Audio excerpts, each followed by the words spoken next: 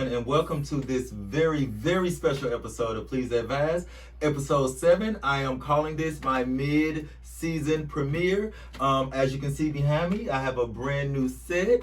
I'm definitely making positive changes. I wanted to definitely reflect those changes with you. I want to take this episode and kind of let you guys get to know me. Every week I kind of answer your questions. You know, ask about certain situations, and then there are those of you that do ask specific questions about me. So I feel like it's only right for me to kind of tell you my story, where I've been, why I feel like I'm, even qualified to give you guys advice. So it's only right that I kind of share my story. And I decided to share my story on this episode specifically because of the newness of it. It's a whole new set. It's a whole new me, a whole new vibe of the show. And of course, I have a wonderful, wonderful, wonderful guest here. Miss Nicole, that is what she's known as. But she's better known as Piggy. But to me, I call her Piggy Thick Ass. Because what she is thick. Period. But yeah, she is going to help me through this day. For sure. And when I decided to do this episode, I definitely wanted to pick somebody that I knew, for a little while, but I didn't want it to be somebody that I knew. Right. I wanted, when I told my story, right, I wanted, you to be able to, learn something new about me as well. I wanted you to be, inquisitive, want to know more about it. Right. And I feel like you were absolutely the perfect person. Right. We've known each other for a few years now, but I feel like here lately we started to, kind of invest more into our own friendship. So I think this is probably the perfect catalyst to even take us even further. Yeah. So I definitely want to extend a special thanks to you for joining me for doing this. You're more than welcome. Thank you so much. Thank you so much. So, as customary, well, you are my second guest. So it is customary now. Yes, co-host. So, like I asked my first guest, I'll ask you. So, not even that question, but I want you to, kind of just tell everybody about the first time that we met. Okay, the first time that I met Nook, a few years back, with a good friend of mine. And ever since then, me and Nook have been, inseparable. In our way, In our way. But other than that, I wouldn't trade it for the world. Honestly, I'm so happy that I met this man, and that's what it is. And that's what it is. And that's what it is. And also, I did ask her her first impression of me on her. Mm-hmm. So of course I'm gonna have to ask you. I don't think I've ever asked you this. You haven't. So this is truly the first time that I will hear what I guess my first impression was to you. He was mean. I mean, it wasn't even no words involved. It was the look, and I just thought he was mean. But the first time that we ever had a conversation or anything, he was totally sweet, very sweet. I promise I'm a But nice he guy. do come off as nonchalant, kind of, I'll take nonchalant. I do only like to involve myself in things that directly affect me. Period. If it doesn't involve me, I'm pretty straight across the board with it. It don't affect me one way or the other, and that's just me. So, but I do hear that a lot when I meet people. They always say I come off as not mean, but they say my demeanor is kind of standoffish. Yeah, it's the demeanor. Yeah. Because like I said, you don't say words. You don't have to talk. No, seriously, you don't have to talk, but it's the demeanor. It is. Yes, demeanor. Yeah, it was. That's so funny. I'm not. Right. So now that you have gotten to know me, so you said that now I'm, like a really nice person. Yes. I don't want to put words in your mouth, right? No, but I assume what you said is words. I'm a really nice person once you get to know me. Yes. But so there is another reason why I'm doing this. I feel like sometimes when I start to speak naturally, I do speak with, I guess, a commanding tone or whatnot. Mm-hmm. That's a lot of times what I hear from people. Or a look. Half the time it don't even have to be a tone, it's the look, but you're good. I do like to establish dominance very early on. Yeah. I do. Yeah. It's just right. What can we say? But What was I going to say? Okay, again, I want you guys to get to know me. So what I'm going to do for the first maybe 15 to 20 minutes is kind of share my life story. Yeah. I'm not going to go all into detail and, tell you guys day by day what happened with me. Of course not. But I do want to share, some important highlights, a couple milestones with you guys. That way you guys, again, can kind of understand where I come from, how I became me. Yeah. So I guess I will start, with the basics from the beginning. Okay. Of course, born and raised here in St. Louis, Missouri. Period. Yes, period. Yes, I'm a St. Louis native, born and raised here in St. Louis, Missouri. Grew up, went to St. Louis public school system, graduated from there. When I graduated from high school, so I want to say high school is what kind of gave me, I guess, my first. I want to say sense of arrogance, I guess. What high school did you go to? I went to Sumner. Oh, okay. Bulldog. Yeah, I heard your sister went there. Yes. Yeah. That's what's up. Yes. Definitely a Bulldog. But okay, so when I was in school, I guess the biggest thing that happened to me in high school, what gave me, I guess, my first kind of oomph of confidence was, and when I tell, I don't think I've ever told nobody this story. So when I was in high school, I used to stay after school and they used to, do their little band stuff or whatnot. Mm-hmm. So I wanted to be one of the people on the flag line, the tour of the flag and all this and all that. But, of course, it was all girls. So, and back then, it's not like now where, you could just be gay when you feel like being gay. See, back then, it was a little different, but we won't go off into that. Yeah. So anyway, it was frowned upon for gentlemen to be on this flag line. But I really wanted to be, so I stayed out of school. I would, practice a couple of the flag line girls I kind of knew. So, they taught me all the routines. Like, listen, when I say I would practice with them every day, and I knew all of the routines, And my parents, they can even tell you, I brought my flag home and I would be practicing on the side because I liked it. I really did. But, like I said, boys could be on the flag line team. So, but they taught me the routine. So anyway, it came time for May Day Parade. Oh, ooh. Yes. The one on Natural Bridge? Right. Clearly. Okay.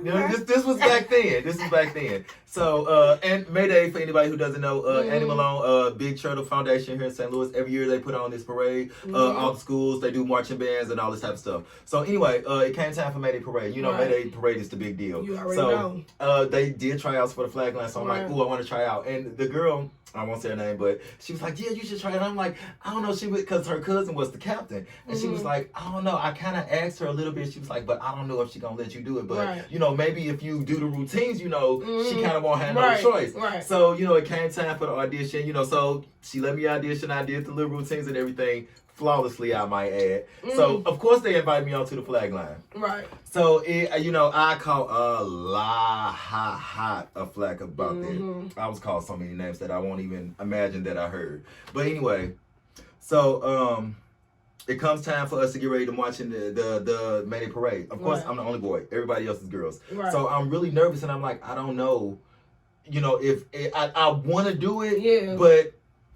and at that time I was in ROTC. I did ROTC all 4 years of my high school. So my ROTC teacher, he walked up to me and he said, listen, if this is what you want to do it. Yeah. But he said, but when you do it, hold your head up high and have no shame. Yeah. And I promise that is probably the best piece of advice I've ever received from anybody. And when I tell you I marched. Yeah. You waved that flag, huh? I marched. That day. And and the people that were, it used to be people on the outside, I got here, of course, but for the most part, it was so much support. They was like, go, and I was twirling my flag, and so at a point in time, of course, I got to where my parents then was stationed there, and I'm like, ooh, they gonna see me, even though they know I'm on the flag line. Now, were you Nook then, or you was Tim? I was Tim. You was Tim. I was Tim. Okay. Nook will come. Okay. So I was Tim. So, at this time, I feel like parents always know their kids are, gay or whatnot. But I, of course, would not come out. This was, a different time. And my parents, I feel like, would not have accepted me. So anyway. Yeah. So I think they under the impression that it's other boys on this flag line. Right. Because when I'm doing the routines at home, I'm doing some of them, but I'm not. Period. I'm not doing the Tootsie Roll where, what I'm saying? So they don't really see all that. They just see like the standard, formation ones. Yeah. So when it comes time and I get in front of them, of course they call the Tootsie Roll, and I'm like, Like it's some shaking and you know and yeah, but I did it, and my sister and them will tell you like I did it, and they saw me, and you know I don't know if they was proud or if they was ashamed or if they was so shocked, but like they clapped and you know roo roo rah rah, but we never spoke of it. Yeah, that's what's up. And that was that. Yeah, so, but I think that was probably the biggest thing that kind of gave me confidence to kind of just be myself, and you know, it is what it is. It is what it is. It is what it is. Yeah. It is what it is. So, moving along from there, I grow up. I graduate high school. I didn't go off to college initially, so I knew that I was leaving my parents' house when I turned 18. Okay. I graduated high school when I was 17 and a half because I started a little bit early because my birthday is in September. All right. And I was a little smart. But anyway, so I graduated high school. I'm 17 and a half, and I graduated in June. My birthday is in September. So of course I can't do nothing because I'm still 17. Yeah. But I'm like, as soon as I turn 18, and you could literally ask my sister and them this. I gotta go. Yeah, like, gotta go. We won't get into that, but I gotta go. You gotta go. When I turn 18. So I turned 18, and again, I hadn't applied to no colleges and nothing like that, so I really don't know what the hell I'm finna do. Right. I'm working a job at McDonald's. I'm flipping burgers. I'm making a couple of dollars, but I can't live on it, you know. And I'm a grown man. I'm a high school graduate. Right. I need to do something with my life. Yeah. So I was at a strip mall, and then it was a recruiting office in a strip mall. So I grabbed one of them recruiter cards. I walked down the strip mall a little more, and I grabbed every single one of them. Mm-hmm. I sat there in that parking lot, and I filled out every single one of them, and I dropped all of them in the mailbox. I said, whichever one called me first, I'm going to talk to them. Yeah. The Navy called me first. So the Navy recruiter called me, I want to say a week after he called me. He took me to his office. He had me take the ASVAB test, and, you know, I got my results back. And he told me what jobs I qualified for. He told me they gave me a sign-on bonus. You know, like, I did not come from means at all. Right. So when this man told me they was going to give me $15,000 for, you know, a couple of years of my life, where's this line? Okay. You know, like, literally, I was probably 18 in, like, 4 days when I met with this man. Yes. But, I got to go. You gotta I got to go. Yeah. So, I signed my name on the dotted line. So I signed up for the military. I want to say it maybe was October the 2nd, October 1st or the 2nd, and I shipped out to boot camp October 19th. Okay. Like I was, let's go. Period. So I go to boot camp. You know, I do the military thing. During the course of my military life, I end up getting married to who was then my high school sweetheart. Love the young, again, I don't want to say names, but we had, you know, known each other on and off through high school. And when I tell you, I really feel like I loved her. I still do. I will always love her. But I feel like she was really my first love. Okay. She really was. How long was y'all married? 3 years. 3 years. 3 years. Okay. So I go out to the military. I do the military thing for a while. We end up getting married. We establish, you know, a home. We have a child.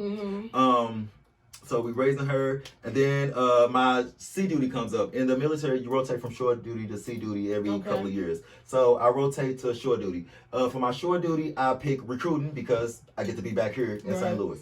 So in hindsight, I want to say no regrets. Okay. I absolutely want to say no regrets. Right. But I think maybe in hindsight, if I had not come home for shore duty, my life would probably have gone a completely different way. I always told myself I would stay in the military until it stopped being fun. I think when I moved home, it stopped being fun because it stopped being mine. It became something I did, but I don't know how to explain it. It was like when I was off in the military, I could be, you know, Tim, I was in the Navy, and, you know, I guess I was this image, this character that they built that, you know, nobody really ever saw. All they heard were descriptions. But then when I was home, like, I felt like I had to be that person. I don't know if I really was. Right. You know what I'm saying? Like, I feel like when I joined the military and I got a wife, we had a baby, like, I feel like my parents accepted me because I, you know, was their firstborn child, you know, and, you know, all of this. I did what I was supposed to have done with my life. So I think that's probably more so, not why I joined the military, but why I took that route. Yeah. So anyway, I come back for shore duty. So I'm doing my recruiting. Recruiting is going absolutely horribly for me. Like I'm like for real. I am very, what's the word I want to use? I don't like to admit when I fail at stuff, but this I failed at. I try to be good at everything I do. I try to put my all into it, and at least be above average. Yeah. But in this, I absolutely failed at, surprisingly, because I feel like I've always been naturally able to talk to people and all that type of stuff, but for some reason, recruiting the first time around, not a good deal. I think more so it was the area I was in. It was right after 9/11. Oh, so, yeah. Nobody was, I told you I'm old. So, it's okay. I mean, I'm middle school. Elementary. So you mean to tell me I'm a whole grown ass man with a career and you learning how to write in cursive? Oh, okay. Okay. Yeah, drink on that. Yeah. I don't feel like you was in elementary. I was in 5th grade. 5th grade, I was just getting off the school bus, I believe. And I was walking into the line, I swear to God. It's not funny, but... And that's when they broke the news to us about 9/11. God. I swear to God. I was 11 years old. Oh, my God. 10. I was a whole grown man. Yeah. I was in submarine school. I was in Groton, Connecticut. Yeah. And we was in class that day. I'm learning how I can't even say I was just getting started with life. I'm just there. I know. I wasn't married or nothing back then. But I was, in the military. Right. And I had gone through boot camp. I was in my, trade school. Mm-hmm. And they was, teaching us about sound propagation and whatnot. And then all of a sudden, the alarms go off on the base, and everybody like, what's going on? Right. The teacher leaves out the classroom. He comes back 5 minutes later. He's like, oh, hell broke loose, and some other expletives. Mm-hmm. And he like, we finna go to war, and so they told us and everything. I don't want to go into a 9/11 thing, but that's how I found out about 9/11 in submarine school class. Okay, so where was I? In the military. I came home for shore duty. Mm-hmm. Recruiting going absolutely horrible. Mm-hmm. I'm like, you know what? I literally don't want to do this no more. Yeah. So coincidentally, what happened? I do have to tell this part. Come on. So coincidentally, that is when I guess I decided to explore other freedoms. Okay. Other freedoms. Your other side. My other. We'll say that. Okay. Or I won't even say my other side. Right. I will say the side that was chosen, that was there, mm-hmm. that I, mm-hmm. decided not to indulge in. But anyway, because I don't want to make myself be the bad guy, because I was a bad guy for a minute. Mm-hmm. Not now. Oh, you was? I was a bad guy for a minute. I listen. See, I'm gonna ask, but we ain't gonna get off to that. So. I know you're gonna ask, but listen, I have always been a big fan of providing for my home. I will always provide for my home. Period. So I was a husband, so of course I provided for the home. But sometimes when I wasn't at home, that's all I'll say. Mm-hmm. So anyway, you gotta tell us when you weren't at home. I feel like you know where I was at when I wasn't at home. I was either at work or working. Anyway, no, because that's not what this is about. No, it's not. It's not what this is about. So anyway, I juggled that life for a little while. Ultimately, the homosexual side wins, which of course resulted in the ending of my marriage. We separated. It was hard. It was hard. Mm-hmm. The separation wasn't hard because I feel like at that point it was kind of like already there. No, I still loved her. Mm-hmm. Like we never. Our separation was truly the most amicable situation you can imagine. Mm-hmm. For that to have been the reason. Okay. You see what I'm saying? Mm-hmm. Like normally when that's the reason, it's for color girls, that but that was the reason, but that was not the reaction. Yeah. She of course was angry. Of course she told my mama and everybody else that she knew I knew. So I caught a lot of that. So we won't go into that conversation with my parents. I don't like to relive it. Yeah. It wasn't bad, but it's just they were not as accepting then as they are now. Yeah. I just put it that way. Yeah. Anyway, skip past that. So I guess this is where comes what I will call my lost years. And when I say my lost years, it's because I didn't really have a direction at that time. I was just kind of going with the flow. I was in my early 20s. You know, I was out the military. Yeah. I felt like I had a little chip on my belt. You know, I was tall, dark, always handsome. So, you know, I feel like I'm doing it a little bit. I'm fresh out of a marriage. I'm, you know, exploring my homosexual side. You know, I'm like a kid in a candy store. It is what it is. So, the last year is my 20s. Yeah. Moved around a little bit. I was here initially for a little while, and then my first move was to California. Me and my best friend moved to Los Angeles. We started in Los Angeles, I want to say maybe 7 months. It did not work. It did not work. Okay. I don't think, you know what, I think it didn't work because we didn't have a plan. Oh, right. Right. Like, we really didn't have a plan. We just, you know, decided we're gonna save up a couple of dollars and we're gonna move out there, and you know, that's what it was. And we feel like we tall and we dark and we handsome, and you know, it's gonna pop. Yeah, not so easy. Yeah, not so easy. Nobody discovers you riding a bus. Nobody discovers you working at Macy's and, you know, selling shoes. Listen, you have to work. Nobody discovered. Well, people probably do get discovered. I didn't get discovered. But anyway. So I do the LA thing for about 6-7 months. This doesn't work. So then from there, I drift to Dallas, Texas. I want to say I was really lost in Dallas. I feel like I went to Dallas only because I didn't want to come back to St. Louis. Okay.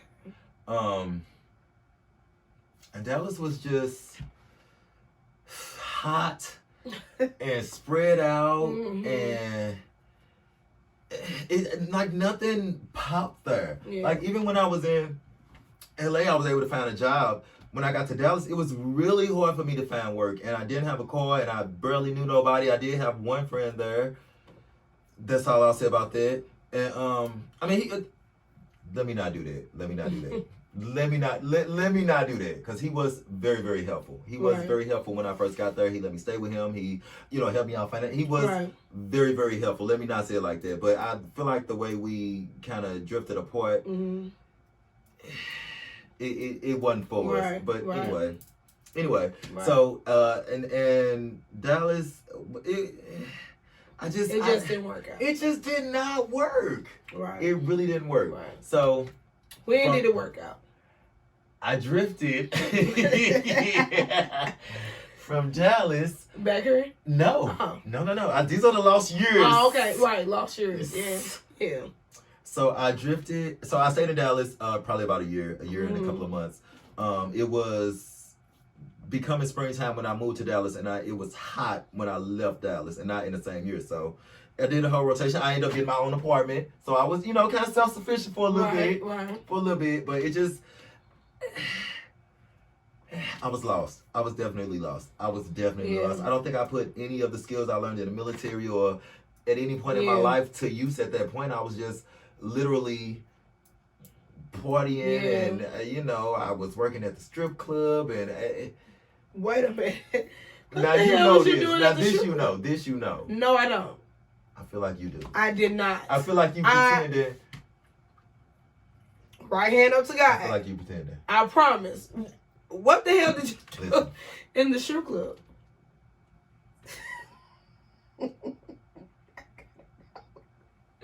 I promise. Now, come on now. So anyway, when I first got to Dallas, I could not find a job to save myself. I feel like I applied everywhere, and this is this is 2000 and is it a teen? I don't think it's a teen. I think it's a 10-ish, 9-ish.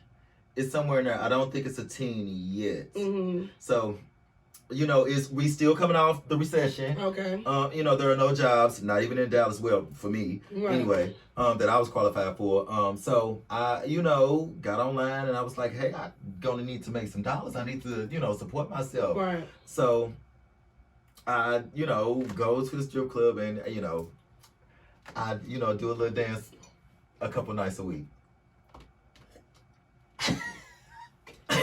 I don't feel like you should be that surprised. I am very surprised. I mean, I was in my 20s. I'm not judging you. I'm not, but I never knew. I don't feel judged. But I never knew that though. Like I swear to God, I never knew that. Why don't people know? So, see, people don't know me. So, What was your stripper name? I mean, the exotic dancer name, whatever you want. What was it? Lewis. It's so plain, so bland. That is so basic. It was just Lewis. It was just Lewis. I am tickled. It was just Lewis. Lewis. Coming to the stage. Lewis. Lewis. From St. Louis. Yeah. Listen. Okay, you could have did St. Louis. Listen. That would have been. It's never about the name, baby. Okay. Anyway. Lewis. Anyway, so I was Lewis for a little while. So, I did finally end up getting a real job. I ended up becoming a server. So I left. So I left Lewis at the club. So I became a server. I did the server thing for a little while. I ended up getting fired on some BS. So I came with you. I was lost. I was not the refined gentleman that you see in front of you right now. Okay. I was literally lost. So anyway, I get fired. So now I can't pay rent. You know, my lights getting ready to cut off. I'm like, oh my God, what I'm gonna do? So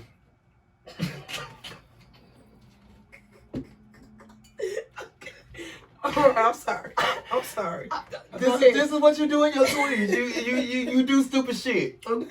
So I'm like, oh my God, what I'm gonna do? So I go on Craigslist and too funny. I'm sorry.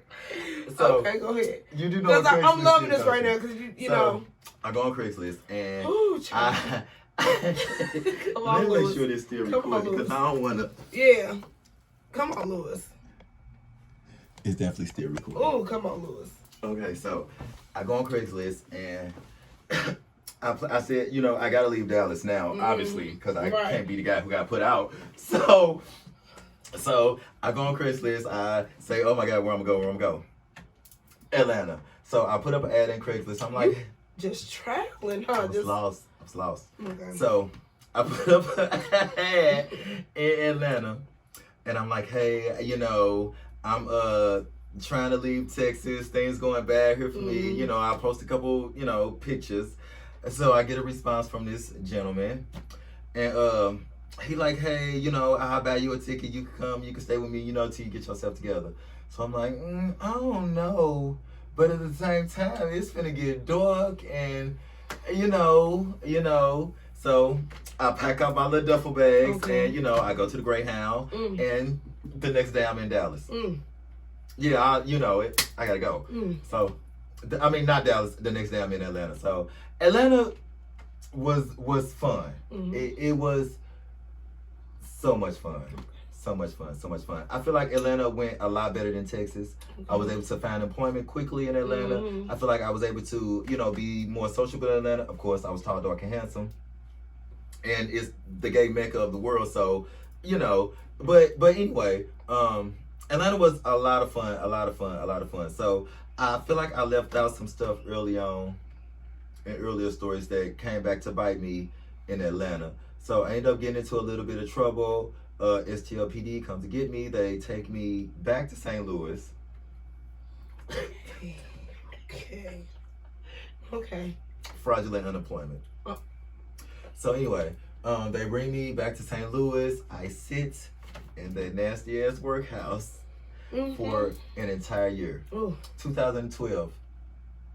And it's so funny because they came and got me on like December the 20 something of 2011.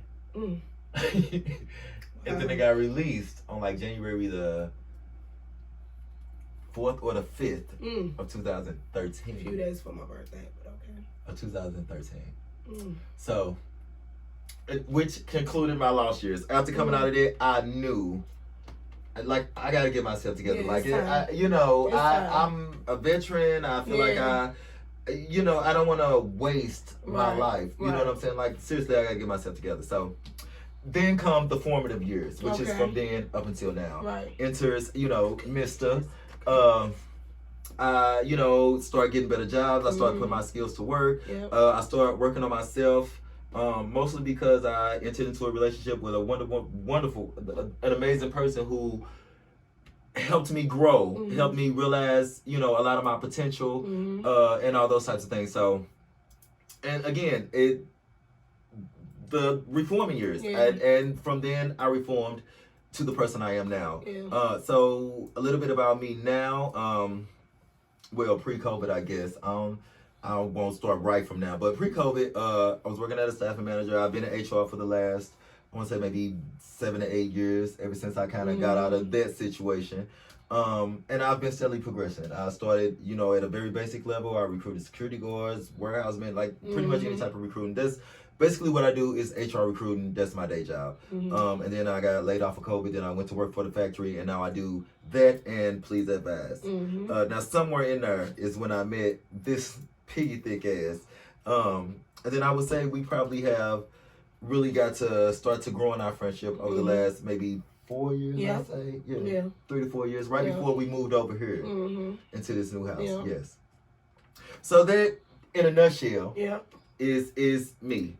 Now, there are some things that I obviously left out. Yeah. And, if you guys have questions or anything, maybe we can, do a little one-off or whatnot. But that is my life in a nutshell. So that's why I feel like I have experienced a broad spectrum of, life. I feel like I, of course, came up from not the best neighborhood or whatnot. I went out to the military. I tried to do something with my life. Right. I tried to be the all-American boy.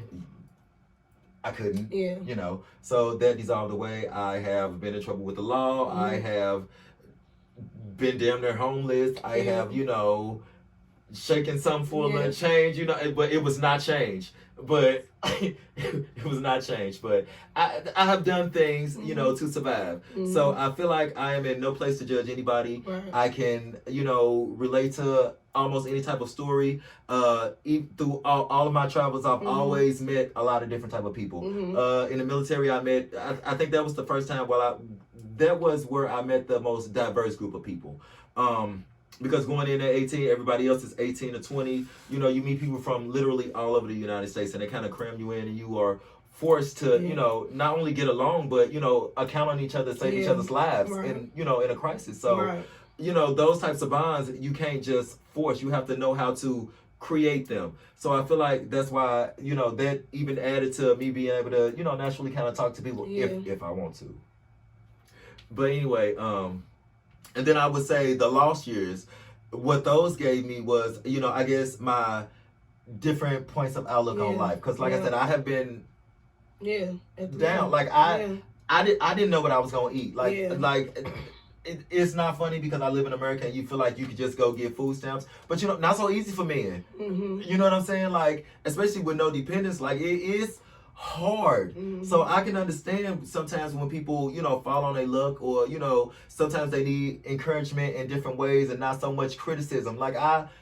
Because I've been there and I've needed that. So I feel like I've experienced, like, again, some very lows. I've had some great moments in my life. I've traveled around the world for free, via the U.S. military. So I just feel like I have a lot of experience and a lot of life that I've lived. And that's all I want to do is share. Yeah. And that's it. And that's what Please Advise is, a platform for me to share.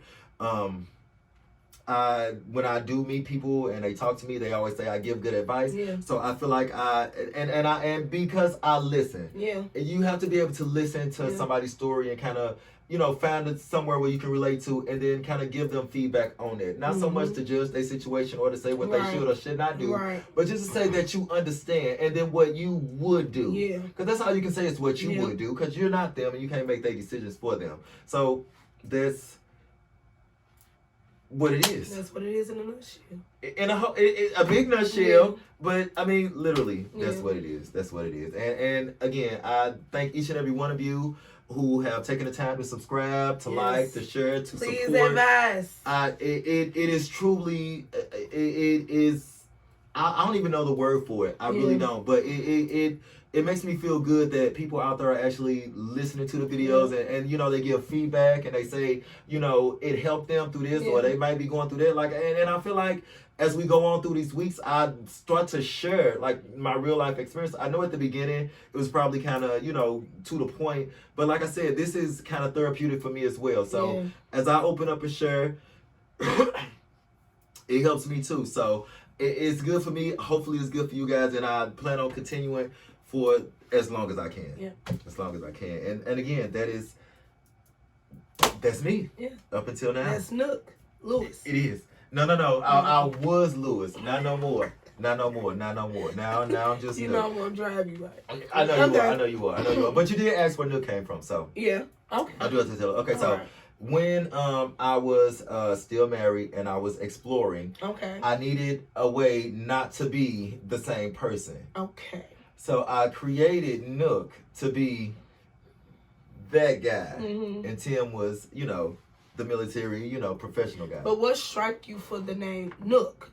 Okay, Like- so apparently when I was younger, that is what my parents, well, not my parents, my mama and, a couple of her friends used to call me. I don't remember them ever calling me that, but as I got older and then, she kind of reconnected with some old friends, they would call me Nook. Okay. And, I was like, who's that guy? Right. And it was like, yeah, we used to call you that when you was younger. Yeah. So it just kind of stuck with me like that. But so when I needed a persona, I Nook. Clearly. So and he was everything that Tim couldn't be. Yeah. I feel like now they kind of.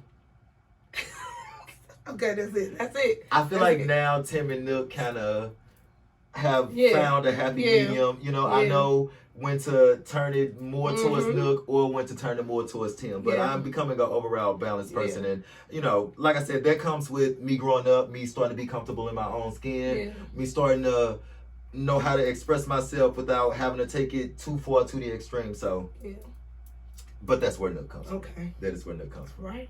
Yes. Very, very few people call me Tim and Nook. Very, very few people You call already me know what Tim I'm and calling Nook. you now, so.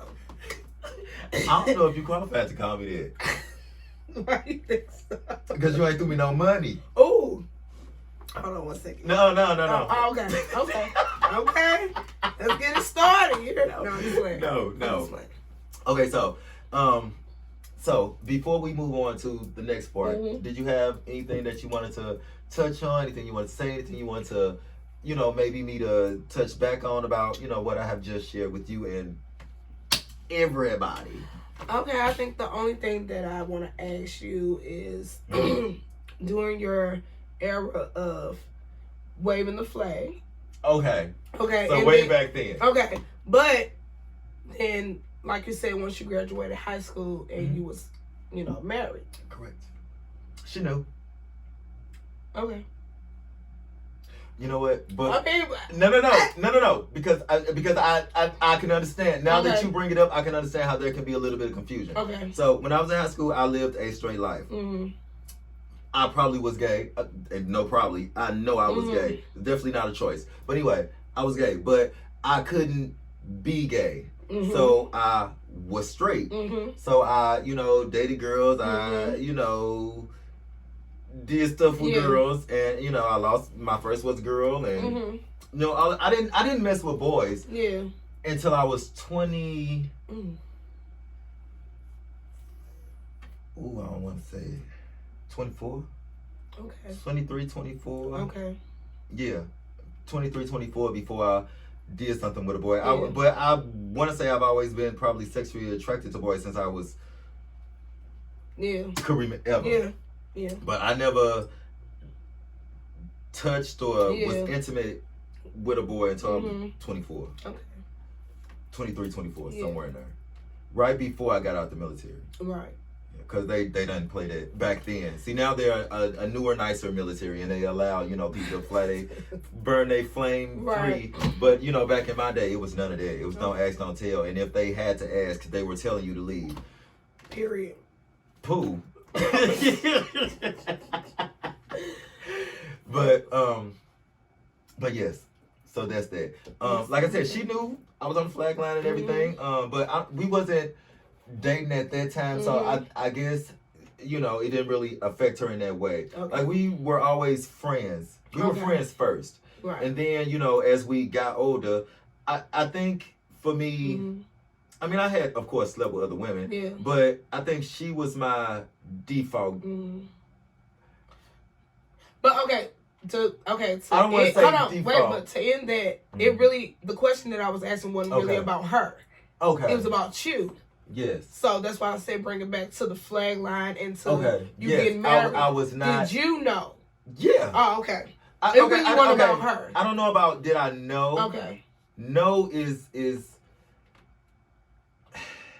Okay, so we know that there is a moon up there, Sometimes. but we haven't touched it. Right. So we don't know. Yeah.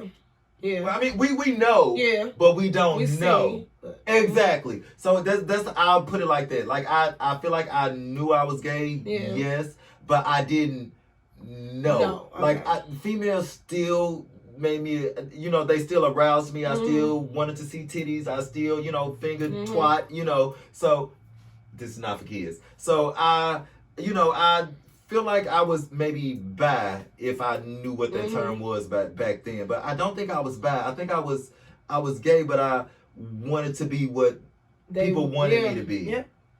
I get it. I'll put it that way. I get it. Yeah. I absolutely wanted to be what they wanted. I mean, I was the oldest. Mm-hmm. I felt like I had all these responsibilities. It was just a big weight on my shoulder. I had to do something with my life. I had to, set the example for, my younger siblings. Right. So, I had to. Or I felt like I had to. So that was that. Okay. That's all I wanted to know.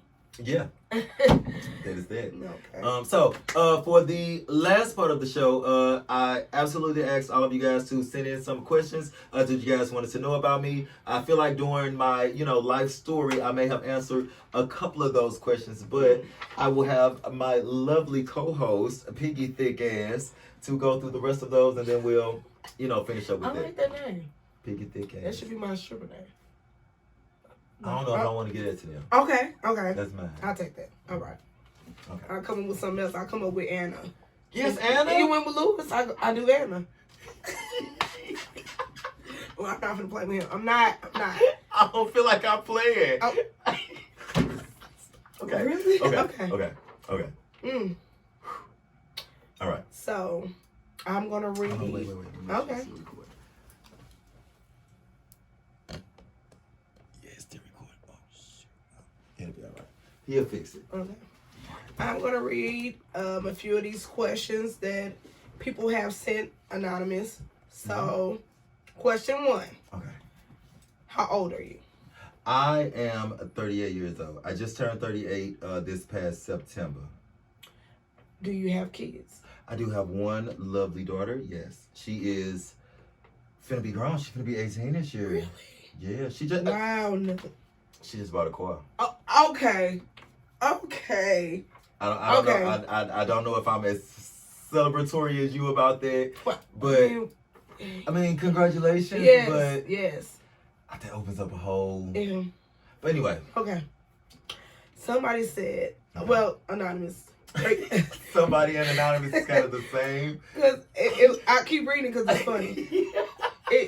Where you from, bro? Okay. Yes, bro. BRO or BRUH? BRO. Okay. And what do you do other than YouTube? Okay. So, St. Louis, Missouri, that's where I'm from. That's where I am. As you have heard, I've lived multiple different places. I didn't even list the places I lived in the military. But anyway, I've lived a multitude of places. Yeah. What do I do other than YouTube? I work. Like, YouTube is not free. Let me tell you something. People think that you just, put a camera on and you just smile and you talk. No. Whole dollars. Yeah. It takes dollars behind it, but no. Yeah. But no, seriously, I go to work. Like I said, I am in human resources by trade. But right now I am working in a factory. I actually do a little bit of manual labor, but that's okay because I got opportunities. But I'm just doing that right now because it allows me the freedom to be able to do this. Mm-hmm. Okay, next question, which is really good. Okay. What activity calms you down and makes you feel at peace with the world? Yes, peace with the world. Well, it's the activity for me. It's the activity for me because, I mean, something has to be done. So what is So that? it's an action. Yes. That puts me at peace. Yeah. With the whole world. Yes. Okay. Well, I don't know. That's a real big question. Yeah.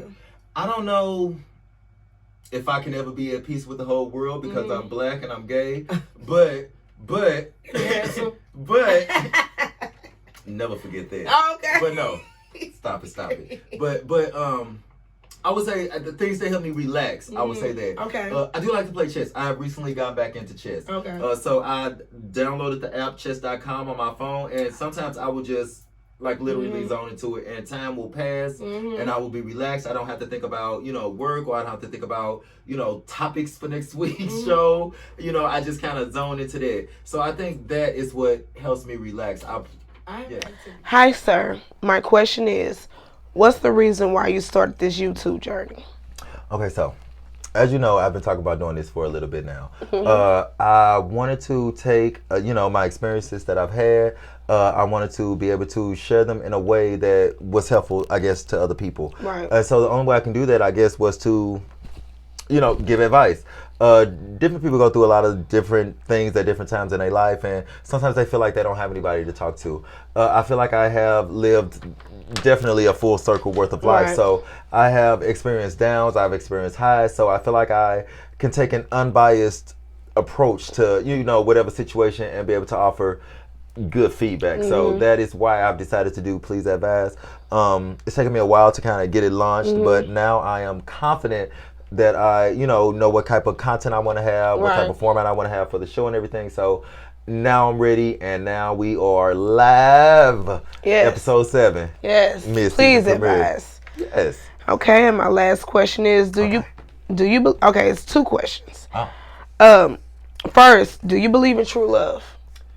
I absolutely believe in true love. Okay. I don't believe, that, somebody was created for somebody else, no. But I do believe that you can meet somebody, you can fall in love. I believe that you can develop true love.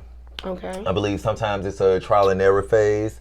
I believe that you go through experiences that kind of shape what your and that person's true love is. Right. But ultimately, yes, I absolutely believe in true love. But it's different for every pair of people that are experiencing it. Okay. I'll put it that way, yes. And the second question is, who is your TOTGA, better known as the one that got away? Because I don't know acronyms. Okay.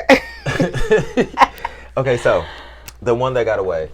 I feel like this is some Katy Perry type shit, Katy? Yeah, Katy.